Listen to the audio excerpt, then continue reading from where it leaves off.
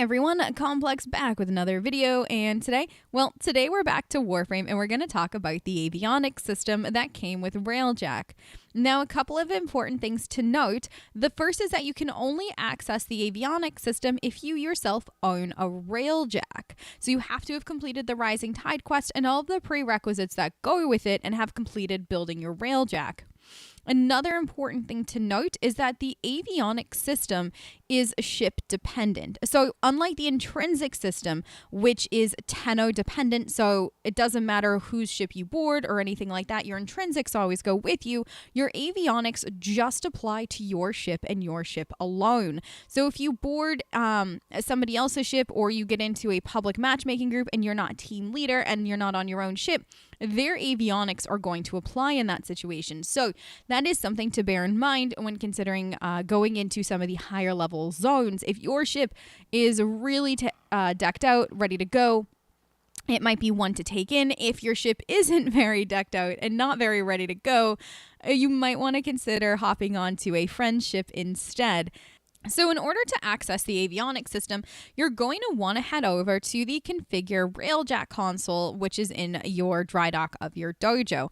Once you click into it, you'll see that you have a variety of options available, and then one of them is going to be avionics. Once you click into that, you'll be given this screen. There is a lot going on here, so let's take it piece by piece. The first thing that you're going to note is that you have all of the statistics for your Railjack here. You're going to have its armor, avionic capacity, your engine boost, engines, and so on and so forth. Then in here, you have this, I think it's actually a really cool drawing of the Railjack itself. You'll see what your avionic capacity is. You'll see you have two upgrades. You'll have your grid upgrade, your avionics upgrade that you can click into, and we'll talk about that in a minute. You have your battle avionics over here. You have your tactical avionics, and then your integrated. So first, let's talk about the integrated avionics. These are going to be the most common avionics that you get, especially when you're first starting out in Railjack. Now, when you click any of these empty ones, you'll pull up a list of the avionics that you have available, and each of the avionics will do something different. This is very similar to modding a Warframe or a weapon. You'll see that you have, for instance, bulkhead will increase your hull. You'll have a hull weave that's going to increase your max armor on your ship, and so on and so forth. These can, of course, be upgraded, and you can see how much you can upgrade an avionic by the diamonds that aren't filled in. You could see here that this diamond is filled in, which means I've already done its full amount of upgrading. However, with like the canonic nozzle, I haven't upgraded it at all, so all of the diamonds are empty. So for your tactical avionics, you're gonna see things like fire suppression, which will allow you to extinguish one fire. It has a 300-second cooldown. However, this isn't upgraded yet. And then you'll also have something like Battle Forge, which will reduce the Forge cooldown. So these are all just going to benefit you tactically, and you'll definitely see a boost from using them. You do only have 3 tactical slots, so I would suggest choosing wisely in order to give yourself the biggest advantage when out in combat. So when it comes to your battle avionics, you're going to have things that are going to help in battle, and these are usable things on your ship. For instance, I have one called Seeker Volley, which is going to fire 16 homing missiles, and this is what's going to cost your flux energy. Now, flux energy is a whole other stat, and we'll talk about that in a separate video, but this is something to bear in mind where certain battle avionics might not cost just your avionic capacity, but it'll also cost flux energy. Now, when it comes to the avionic capacity, everybody starts with a 30 capacity. That 30 for the avionics capacity is going to be spread across your integrated, tactical, and battle. Now, if you click in to add an avionic in here, you will see that this will take up 4 capacity. This one will take up 3. This one will take up 5, 7, so on and so forth. You can see the number with the little symbol next to it. Now, if you head on over to your component section, you'll see that your reactor, if you either pick one up during a mission or you're doing research in your clan, you will get get and build new reactors that are going to up your avionic capacity. So this one that I found out in the world has a plus 22 avionic capacity, but we just finished, or there is one being researched in the clan research area for this that is going to give a plus 50 avionic capacity, I believe. So I will eventually have a plus 50 on this, which will be pretty nice and allow me to do a lot within these systems. Now, a really important thing to note is that down here where you see the upgrade screen, you have grid as well as avionics. Now, let's first talk about upgrading your grid. So when you go in to the grid area, you will notice that you now can see all of the different grid sockets available to you in integrated, tactical, and battle.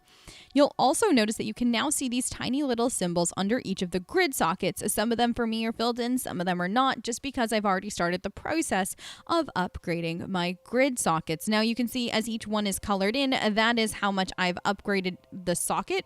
You can upgrade a socket up to 3 times.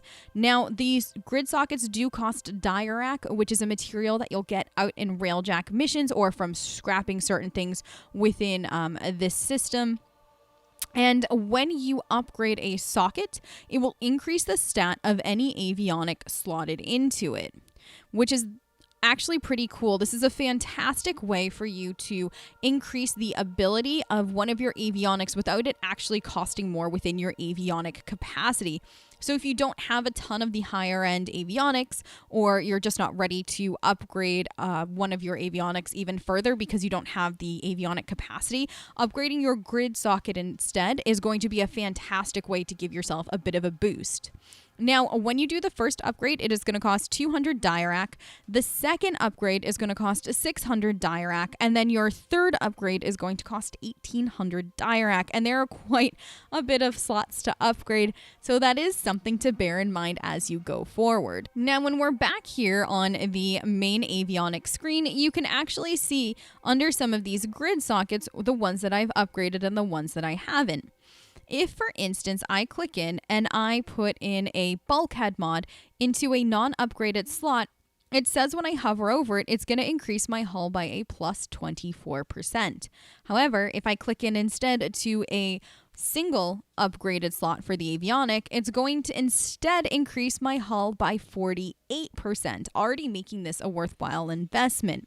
However, if I click into the +2, it's going to increase it by 72%. So as you can see, every single time that you upgrade, you're getting a very significant boost to any of the stats. We can look at something else, for instance, the turret damage. I have my Hyperstrike upgraded 3 times. I still have an option for a 4th, but I don't necessarily have the avionics to do it currently.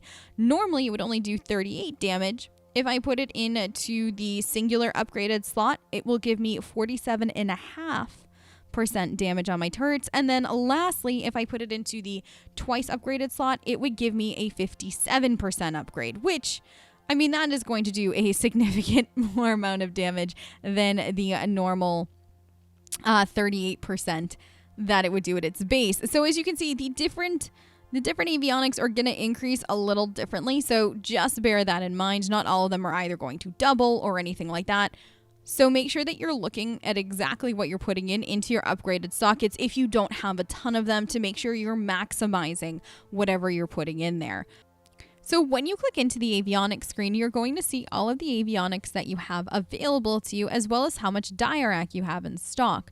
The diorite here is going to work just like Endo does when you upgrade mods for your warframes or your weapons. You can see by hovering over any of the avionics that they are going to have their own upgrade cost. And it's going to depend on how many slots you can upgrade and how far into the upgrade process you are. That'll depend on how much diorite it's going to cost. Now, for instance, the Battle Forge, if I upgrade it 1 more rank, it's going to reduce the forge cooldown time by 40 seconds as opposed to the first rank, which gave me a cooldown by 35 seconds. Some things to note that, like I said earlier, each of these avionics, some only have 1 upgrade slot, some have 4, some have more than that, and then others actually, like the Last Stand, doesn't have any upgrades. So bear that in mind when you're looking through and building up the list of avionics that you'd like to have on you. The last thing to note is that you do have something called scrap in the bottom right corner. When you click into scrap, you will see here that you have all of these different avionics available to you that you can sell. You do want to be careful about what you're scrapping, just in case you might need it down the road. But for instance, I'm not going to need necessarily 10 last stands. So let's say I want to scrap 2 of them. It's going to give me 10 Dirac back for scrapping, which is a great way to get a little bit of Dirac should you be playing this a lot and have a boatload of avionics to scrap. So once you do that, it'll ask if you want to confirm, and then my Dirac has gone up. Now, the last thing that you're going to need to know for the avionics is that you're going to have to slot them in, and that's going to be pretty person dependent. Just like making a build for a Warframe or a weapon, it's going to depend on what avionics you've picked up in your travels and how you'd like to spec out your ship. So take your time, go through, read what each of the avionics does, and then you can build and then take your Railjack out, test it out, see how it goes, and then come back, rinse and repeat, and tweak as needed. But y'all, that is pretty much the avionics system for Railjack. Hopefully this helped answer any questions that you might have had in regards to it. If you have any other questions about the avionics system, leave it in the comments down below or find me on Twitch. I do stream Warframe at least once a week and always happy to help when and where I can. I hope you all have a fantastic rest of your night and or day depending on where you are in the world, and I will catch you next time. Bye guys!